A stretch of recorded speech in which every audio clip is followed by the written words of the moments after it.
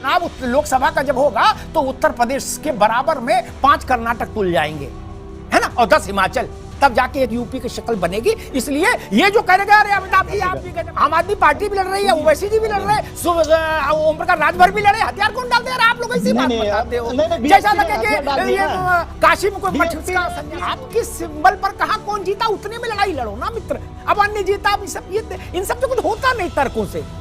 हार के दिन मानना चाहिए हम हारे।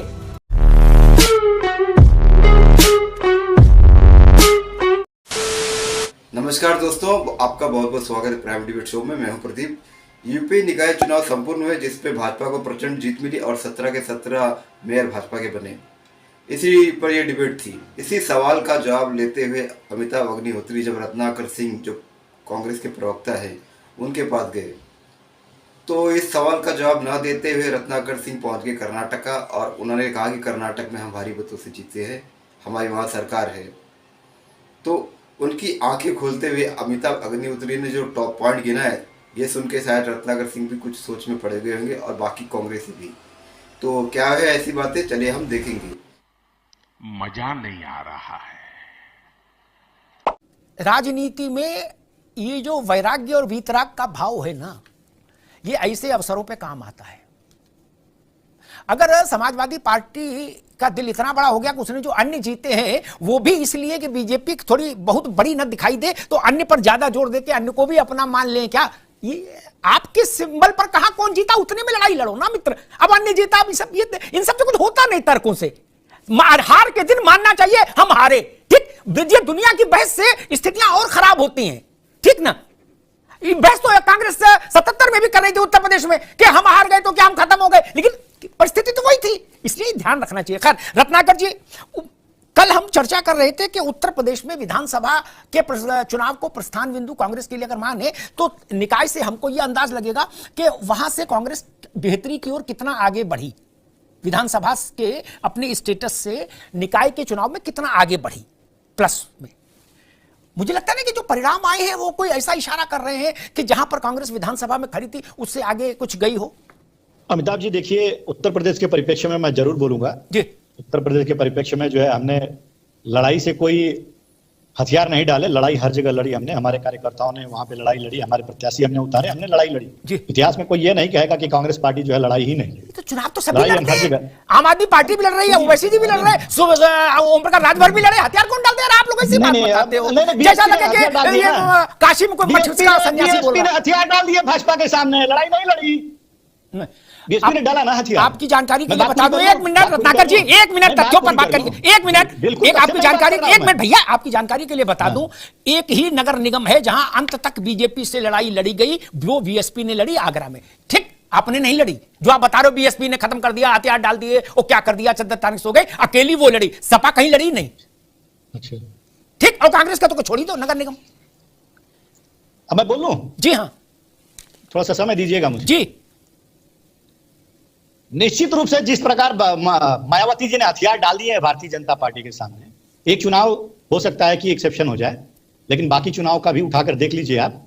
कहीं ना कहीं जो बसपा जो है कहीं ना कहीं सपोर्ट करने का काम कर की है भारतीय जनता पार्टी का, वोट काटने का काम किया भारतीय जनता पार्टी का, पहली अच्छा पहली चीज। दूसरी चीज मैं ये कहना चाहूंगा अमिताभ जी, आज सब मिला के जो चर्चा उत्तर प्रदेश के चुनाव के ऊपर हो रहा है, आज एक राज्य खो देता है कर्नाटक जी, भारतीय जनता पार्टी। चर्चा मैं तो उम्मीद कर रहा था कि चर्चा कहीं उस पे हो जाती है जी, लेकिन मैंने जब देखा कि जब आप भारतीय जनता पार्टी का उत्तर प्रदेश के चुनाव के बारे में चर्चा कर रहे हैं तो कोई बात नहीं, करेंगे जी। आज देख लीजिए साउथ में हमारी परिस्थिति आप गिना रहे हैं, उत्तर प्रदेश में छोड़ देते हैं। साउथ के लिए, कर्नाटक विजय के लिए कांग्रेस को बधाई, कांग्रेस ने उत्तर प्रदेश छोड़ दिया। किया जाता है, यही तो नैरेटिव सेट किया जाता है। अब तो सुन तो लीजिए, 1 मिनट बोलूंगा सिर्फ, 1 मिनट सुन तो लीजिए। नैरेटिव तो सेट करते रहते हैं। आज बड़े चैनल पे मुझे बुलाया था कि आप आइएगा कर्नाटक के चुनाव में, और कर्नाटक का जब चुनाव का रिजल्ट जो है बीजेपी के विपरीत हो गया, तो पूरा डिबेट ही जो है कैंसिल करके और उत्तर प्रदेश के चुनाव पे कर दिया गया।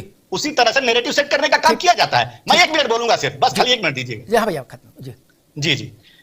अमिताभ जी देखिए, आज जो दक्षिण का द्वार बोलते हैं कर्नाटक का, जिसमें भारतीय जनता पार्टी अपनी उपस्थिति दर्ज कराती थी, आज वो कर्नाटक भी ध्वस्त हो गया। अब दक्षिण में 2024 के लोकसभा के चुनाव में भारतीय जनता पार्टी कितनी उम्मीदें कर सकती है ये तो आने वाला समय ठीक, जरूर हम दोबारा बताएगा, में क्योंकि आप रत्नाकर जी, आप दोबारा दिख रही क्या है। आप कर्नाटक पर भी बोल लिया? ना आप ये नहीं, मेरे साथ नहीं चलता ना ना ना नो का मतलब नहीं नो का मतलब दोबारा में नहीं, ना को मतलब ना दोबारा में, ना का मतलब ना भाई, ना का मतलब आप बोल लिए, कर्नाटक पर भी बोल लिए, आप क्या तमिलनाडु में बोलोगे? ये बड़ी अच्छी बात कही आप। एक बार रुक जाओ भाई। नाजिम अली साहब आपके पास आएंगे उससे पहले एक बात कह दें, समाजवादी पार्टी के अध्यक्ष ने उत्तर प्रदेश छोड़ दिया, उन्होंने ट्वीट किया कर्नाटक पर। उत्तर प्रदेश पर ट्वीट करना चाहिए जहां आपकी सारी जमीन है। खैर, कांग्रेस ने भी कह दिया कि मैं उत्तर प्रदेश में चर्चा कर रहा हूं, कर्नाटक नहीं देख रहे हो। अगर 80 लोकसभा सीट देने ना, अभी नहीं मनोज जी, आपके पास भी नहीं आएंगे, इसे अभी उंगली मतलब अभी बहुत टाइम है आपके पास आने में। 80 सीट देने वाले उत्तर प्रदेश को अगर सब लोग ऐसा छोड़ रहे हैं तो मैं उनके राजनीतिक समझदारी को प्रणाम करता हूं। ठीक, अगला चुनाव लोकसभा का जब होगा तो उत्तर प्रदेश के बराबर में 5 कर्नाटक तुल जाएंगे, है ना, और 10 हिमाचल, तब जाके एक यूपी की शक्ल बनेगी। इसलिए ये जो करेगा, अरे अमिताभ जी आप भी गजब आदमी, यूपी लेके बैठ गए, कर्नाटक पर बात करते, अरे हमें तो पांडुचेरी पर भी कर लेंगे, आप अपनी सोचो, हम तो पांडुचेरी पर कर लेंगे। गजब बात करते हो, एक तरफ कह रहे हो 17 नगर निगम यूपी है क्या? बड़ा ज्ञान की बात लाए, 17 नगर निगम यूपी है क्या? 17 नगर निगम में जितनी आबादी रहती उतनी कर्नाटक में नहीं है कुल। ठीक, समझ रहे हो आप समझ रहे हो? बोले नहीं कर्नाटक पर हम ट्वीट करेंगे, कर्नाटक की बात तो करेंगे, लेकिन नगर निगम की बात कैसी करना, छोटी बात कर रहे हो, हमसे बड़ी पार्टी है, तो फिर तो प्रणाम हो सकता है उनको। खैर ना, मैं बिमल सिंह के पास चलूं, वो एक बात नाजिम अली ने अच्छी याद दिलाई, 2 चीजें करनी हो हैं। एक वो चीज कर्नाटक में, रत्नाकर भाई ने चूंकि कर्नाटक पर जोर दिया कि एक तो जो घोषणा पत्र में है कि बजरंग दल को बैन किया जाए। अब देखना होगा राज्य सरकार किस कानून और धारा के तहत बैन करती है, चूंकि ये अधिकार केंद्र के पास रहता है। और दूसरा जो शिव कुमार जी ने कहा था उस वक्त कि हम अगर सरकार में आए तो हर जिले में हनुमान जी का एक बड़ा मंदिर बनवाएंगे। तो मुझे पता नहीं कर्नाटक में कुल कितने जिले हैं, अमिताभ जी को पता होगा, लेकिन जितने भी जिले हैं हम उम्मीद करते हैं उनमें भव्य मंदिर का शिलान्यास जल्दी से जल्दी होगा। इससे हम सारे हनुमान भक्त लोग देश के उम्मीद करते हैं। बिमल सिंह, फिर भी मैं कहूंगा आप पूरा नॉर्थ ईस्ट जीत आइए, फिर भी आप बनारस और इलाहाबाद मंडल के बराबर रहेंगे। ठीक, उत्तर प्रदेश की हैसियत को समझिए भाई साहब, जवाहरलाल नेहरू यहां इसीलिए ऐसे नेतागिरी कर रहे थे ना, गजब करते आप लोग, इंदिरा जी यहां इसीलिए चुनाव लड़ती थी। कैसी बात बताते हो, ये तो कांग्रेस की बुद्धि को क्या हो गया, गजब बेइज्जती है। लेकिन जालंधर में आम आदमी पार्टी ने कांग्रेस के सिटिंग एमपी की मृत्यु से जो खाली हुई थी सीट वो जीत ली, और वो भी 55,000 के आसपास से। ठीक, इसलिए ज्यादा ढोल ना बजाओ महाराज, कुछ तो अपनी भी स्थिति ध्यान करो। खैर विमल सिंह, अगर जनता को कष्ट है तो जनता आपके खिलाफ वोट करेगी, चाहे आप सोने को हो जाओ। ठीक, जनता को आपसे आनंद है तभी आपके पक्ष में वोट करेगी। ठीक, अगर 4 बार 5 बार कोई मेयर किसी नगर निगम में एक ही पार्टी के मेयर को मौका मिल रहा है तो स्वाभाविक उसके पीछे जन स्वीकृति है तभी मिल रहा। हमारे कहने से, मनोज के कहने से, या रत्नाकर के कहने से, विमल कहने से तो नहीं मिल जाएगा ना, अखिलेश जी योगी जी के जाने से मिल जाएगा। अगर जनता जा सुराज प्रिय प्रजा दुखारी सो नृप, आगे जानते ही हो,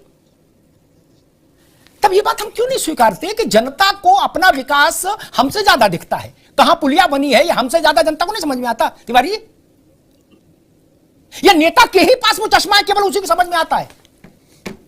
मेरे शहर में कोई मुझसे ये कहे कि हमने एक यूनिवर्सिटी बना दी तो मुझे विज्ञापन देख के पता लगेगी यूनिवर्सिटी, या आंखों से पता लग जाएगी? तिवारी जी देखिए, मैं इस बात से बड़ा खिन्न रहता। मजा आया। तो वीडियो के खत्म दोस्तों, उम्मीद करता हूँ वीडियो आपको पसंद आई होगी। अगर चैनल पे पहली बार आए तो चैनल सब्सक्राइब करते जाना।